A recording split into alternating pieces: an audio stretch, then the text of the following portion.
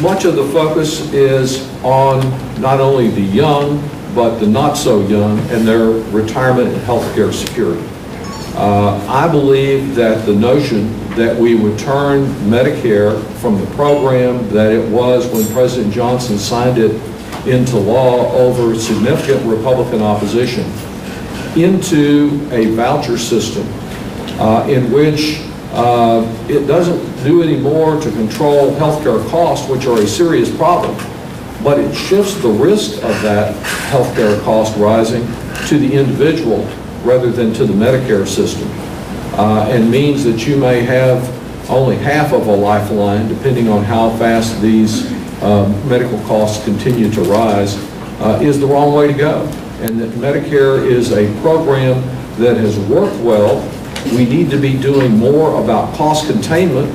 Ironically, last year, when we did a good bit about cost containment in the healthcare bill, that is what the Republicans complained about the most.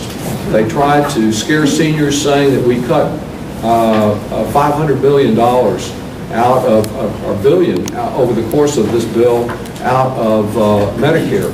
And you'll be interested to know that all those savings in the Medicare plan, by trying to make it more efficient, that they complained about last year, they've actually incorporated into their budget this year.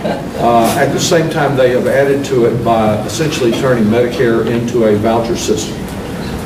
With reference to Medicaid, which is a program focusing on the healthcare needs of the economically disadvantaged, but most people don't realize that it is a major source of long-term health care for seniors in Texas and elsewhere. And that program, the idea is to give the state of Texas and other states more authority over it. I frankly think the state of Texas has demonstrated why that's a mistake, with the authority that they already have. I will tell you that at the same time, all the controversy of the amendment that I had that over education, at the same time that Texas received authority to get $830 million of education funds last fall, it got $858 million of health care funds for Medicaid, and no strings were attached, and I've yet to see any poor person who got any health care as a result of it, or any provider of health care who got any increased reimbursement. Indeed, reimbursements to health care providers were reduced after Texas knew that it got those resources.